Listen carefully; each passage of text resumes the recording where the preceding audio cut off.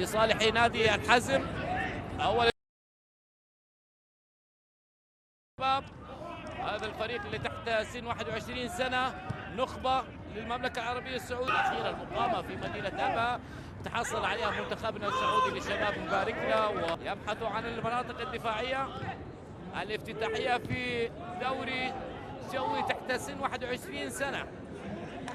الشباب والحزم في الدقيقة الثامنة بالتعادل السلبي حتى الآن بدون أي أهداف، بدون عاد. الآن استحداث جديد بشراكة سعودية مع STC، الشراكة السعودية، وحنشوف المواهب الشابة القادمة في هذه السنة بإذن الله.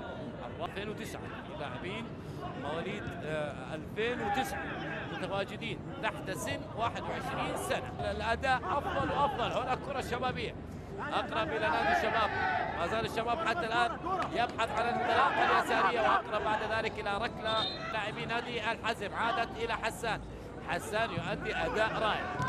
غدا عندنا الخليج الأخدود الفتح. أما في دوري تحت سن 21 سنة نادي الفيصل، المدرب علي عبير الآن يتواجد مع نادي الأخدود. مع الناديين، نادي الحزم. يلا يا حزم، الدوري جوي، بداية مباراة و35 دقيقة، وآخر مباراة في نادي. عندنا 24 نادي، وعندنا 6 أندية من دوري يلو. خليك جاهز، يعني هذا الموسم جميع اللاعبين يشاركون.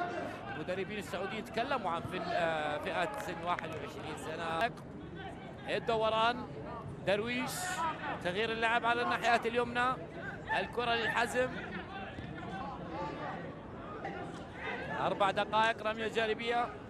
إذا كان في دوري روشن انتهى 1-0. حتى الآن التعادل كان رائع في هذا المكان الرائع. ضاحية لا يقع هنا الملعب، هذا الملعب ستجد جماهير.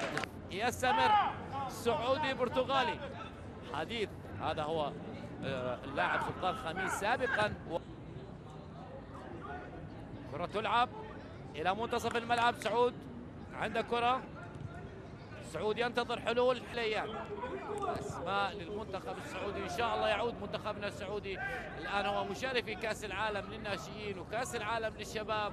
تبقى منتخبنا الاول باذن الله يصل في المباريات القادمه. والملعب ارينا القادم، ملعب والتسميه الجديده CG أرينا. مدافع ماجد الغامدي اصبح الان يؤدي العمق الدفاعي. كرة في المنتصف، اللمسة والثانية، البحث عن الحلول، هدف راح يفتح اللعب. كرة في المنتصف،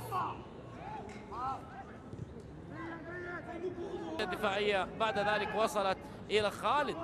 تغطية الشبابية إلى عماد قيسي.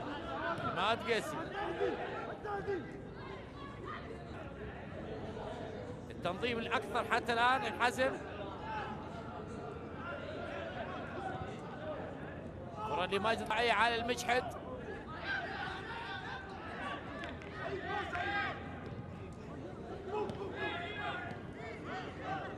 دوري الدرجة الأولى بطلوا 80 دقيقة رائع، قدم 80 دقيقة شفناه في الشوط الأول، والآن يستكمل ما تبقى من الدقائق.